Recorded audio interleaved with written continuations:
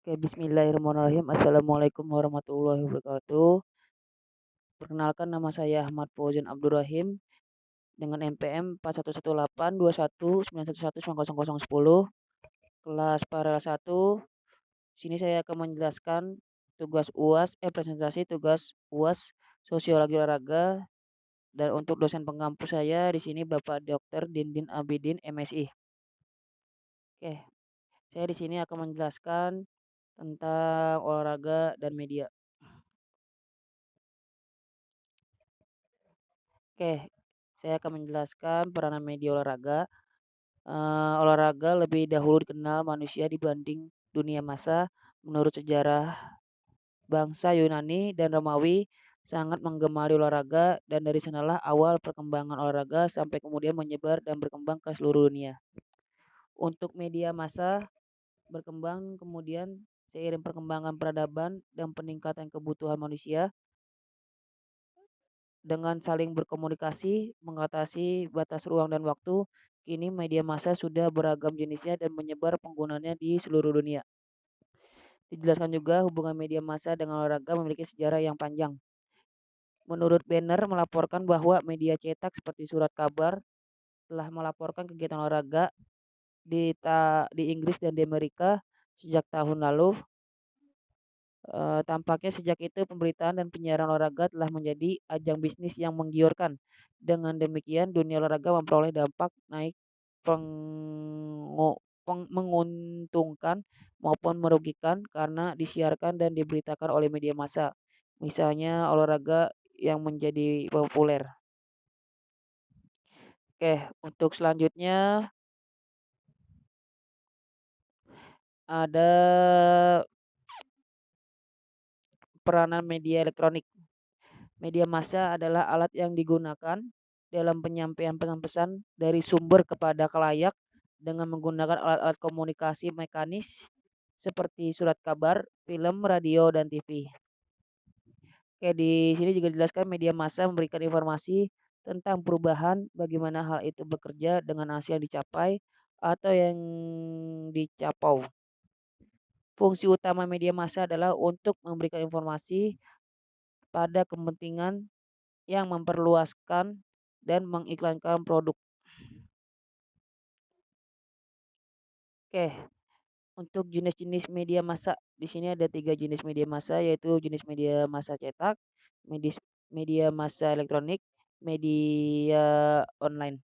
Oke, untuk jenis-jenis yang pertama itu media massa, jenisnya itu seperti, di sini dijelaskan seperti majalah, terus ada koran, tabloid, dan newsletter. Dan untuk media massa elektronik itu dijelaskan contohnya itu seperti film, TV, dan televisi seperti itu, dan radio ya, salah satunya juga contoh termasuk. Media online itu seperti kalian mencari di situs web atau yang dikenal dengan internet. Oke, untuk selanjutnya di sini ada kedua, pengaruh media massa terhadap olahraga. Secara umum, pengaruh media massa terhadap olahraga dapat dikategorikan sebagai berikut. Ada 2 kategori. Yang pertama, media massa berpengaruh netral terhadap negara. Dijelaskan juga olahraga dapat bertumbuh dan berkembang oleh kekuatan sendiri berupa kepopulerannya. Karena dukungan media tidak begitu signifikan. Oleh olahraga harus pintar-pintar memanfaatkan keberadaan media massa tanpa pengaruh secara negatif oleh kehadiran media massa tersebut. Yang kedua, media massa memberi keuntungan kepada olahraga.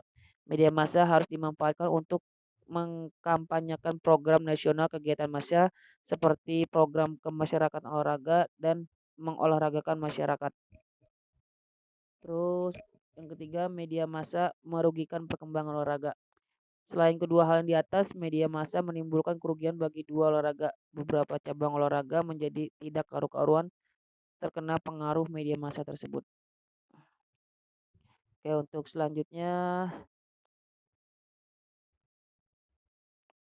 perubahan orientasi olahraga. Dengan dimulainya Olimpiade modern di tahun 1896, masyarakat internasional mengikuti pertandingan ini melalui media massa dan koran-koran. Untuk pertama kalinya Olimpiade diliputi televisi di 40 negara atau 40 dunia. Sejak saat itu persaingan dunia media massa dimulai secara serius. Lihat data statistik dapat dipahami bahwa kecenderungan media massa untuk meliputi pertandingan besar olahraga semacam Olimpiade semakin meningkat. Sesuai dengan Undang-Undang Nomor 25 Tahun 2000, ada 4 program pemerintah yang dilaksanakan dalam upaya pembangunan olahraga nasional, yaitu pertama, program pengembangan dan keserasian kebijakan olahraga. Kedua, program kemasyarakatan olahraga dan kesegaran jasmani. Yang ketiga, program pemandu bakat dan pembibitan olahraga. Yang keempat, program peningkatan restorasi olahraga. Oke, untuk selanjutnya ada olahraga dan lingkungan hidup. Dijelaskan dalam analisis Konilik antara olahraga dan lingkungan, daerah tumpang tindih dengan bentuk-bentuk penggunaan lahan harus diperhitungkan.